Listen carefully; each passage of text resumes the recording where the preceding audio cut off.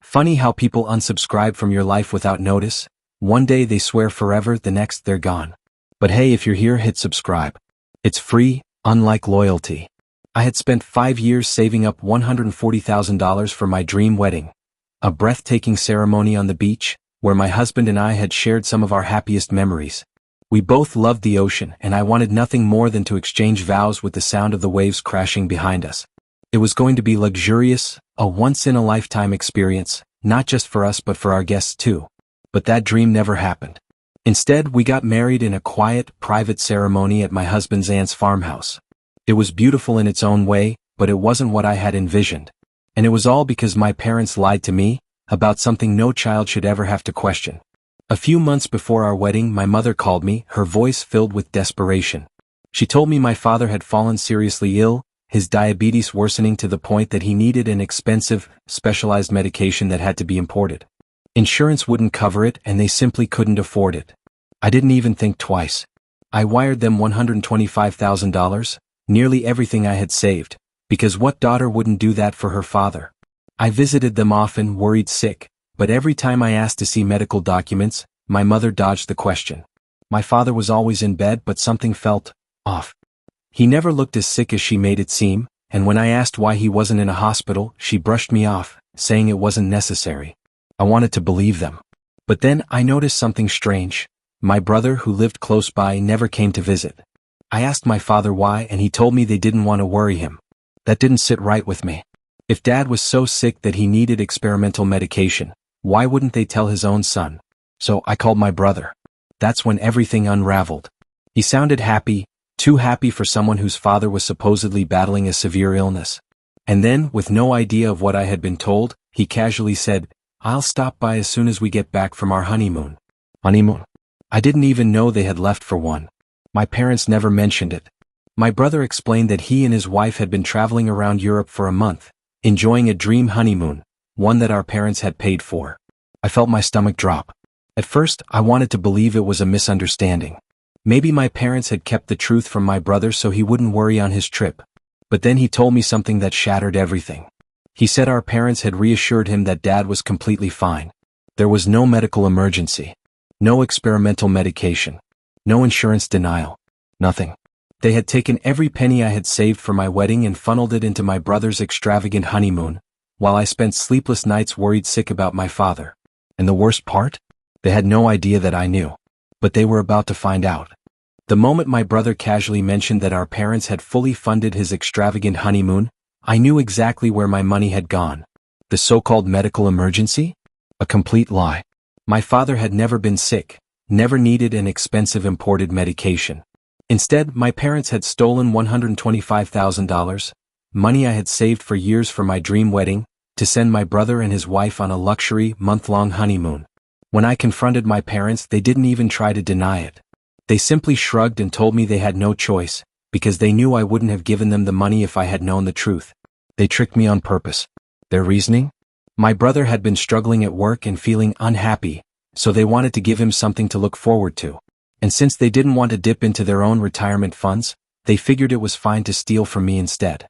After all, I was still young, I had plenty of time to make the money back. I was speechless. They actually expected me to be grateful for this? They told me I should be happy that the trip had saved my brother from depression, as if that somehow justified everything, as if his happiness mattered more than mine. I demanded my money back, explaining that my wedding was just months away, and I had planned everything around that budget. I wasn't asking for extra, I just wanted back what was rightfully mine. But my parents? They refused. They told me they couldn't repay me before my wedding, it would take them years to pay me back. They expected me to just accept it, cut down my wedding plans and move on because family is more important than money. And yet, that logic only seemed to apply to me. Because when my brother went to college, they paid for everything. When I went to college, I had to choose. They told me they would either pay for my education or my future wedding, but not both. I never once questioned it, never complained. I worked hard, saved up for 5 years, and made sure I wouldn't be a burden to anyone. And now, all of that careful planning meant nothing, because my parents had decided that my brother deserved an all-expenses-paid honeymoon more than I deserved the wedding I had worked my ass off to afford. I had never felt so betrayed. But the worst part? When I begged them, literally begged, to give me my money back before the wedding. They looked me in the eye and said no. I walked out of their house in tears. And in that moment, I knew our relationship would never be the same again. When I told my husband the truth about what my parents had done, he was furious. He even wanted to take legal action. But as much as I wanted justice, I knew we had no case. There was no proof, no messages, no contracts. Nothing to confirm that my mother had lied about my father's medical emergency to steal my wedding fund. Everything had been verbal. Taking them to court would only drain us further. Instead, we had to figure out how to move forward. That's when my husband's family stepped in. His aunt offered us her beautiful farmhouse as a wedding venue, for free. It wasn't the beachfront wedding I had dreamed of, but the moment I saw it, I fell in love with the place. It felt peaceful, intimate, perfect. Suddenly, I realized that the money didn't matter. What mattered was us. So, we cut back on expenses and started reimagining our wedding, not as a grand spectacle, but as a gathering of people who truly loved and supported us. And you know what? It turned out even better than I had imagined. Then came my brother's phone call. At first, I had considered inviting him. After all, he wasn't the one who stole my money. He didn't even know my parents had lied to me. But the moment he opened his mouth, all doubt vanished. He didn't call to apologize. He called to scold me. Apparently, my mother had told him her version of the story, where I was the villain for daring to ask for my money back. He accused me of being selfish and humiliating our parents over something so small. Something so small? I had spent 5 years saving that money. It was supposed to be for my wedding. But instead, my parents had stolen it for his honeymoon. And now, here he was, telling me to suck it up and just adjust my expectations, because he promised to pay me back someday. That was it for me. I cut them all off. My parents? Not invited. My brother? Not invited. I made sure that no one told them when or where the wedding was. And once it was over, I finally felt free. I shared the photos online a few days later, thinking nothing of it. And then the messages started pouring in. My parents were furious. My brother was livid. They had just found out they weren't invited. And they were demanding an explanation. But the truth was they didn't deserve one. I was shocked that my family even expected an invitation to my wedding. Had they forgotten our last conversation? The way I left their house in tears after they stole my money? The way my brother blamed me instead of them?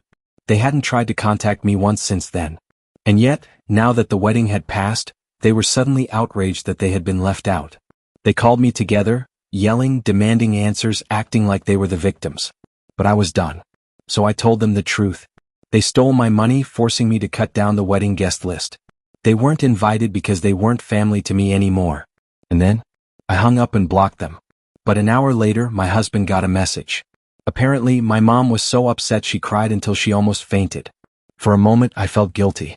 But then I remembered. When I begged them to return my money, I was the one crying. I was the one hurting. And they didn't care. So why should I? I made one final decision. They were out of my life, permanently. But they wouldn't let it go. Even after I blocked them, they kept harassing my husband. At first, it was just messages demanding he talk some sense into me. Then they escalated. One day, as he was leaving work, he noticed a car following him. It was my parents and brother. They honked at him, forcing him to pull over. At this point, he knew that if he didn't deal with them now, they'd just show up at our home. So to get it over with, he agreed to meet them at a nearby diner. They pleaded their case, trying to guilt-trip him into convincing me to be a family again. They said, it was just borrowed money. We were always going to pay her back. She's overreacting, she needs to grow up. Family should always forgive. But my husband? He outplayed them. Instead of arguing, he pretended to be on their side. He told them that if they truly wanted to fix things, they needed to apologize, to admit what they did. And these absolute fools fell for it. They wrote everything down in a message, confessing to the entire scam. That was all we needed. We're taking them to court. The moment we got their written confession, we contacted our lawyer. We are officially suing them to get our $125,000 back. I worked for 5 years to save that money.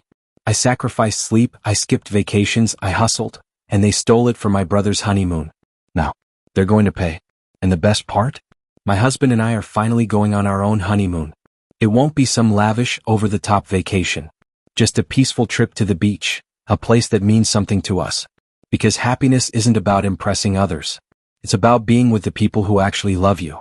And my family? They made their choice. Now they'll have to live with it. What do you think? Have you ever been betrayed by your own family like this? Do you think I did the right thing by cutting them off and suing them? Tell me what you think in the comments. And if this story resonated with you, don't forget to like, share, and subscribe.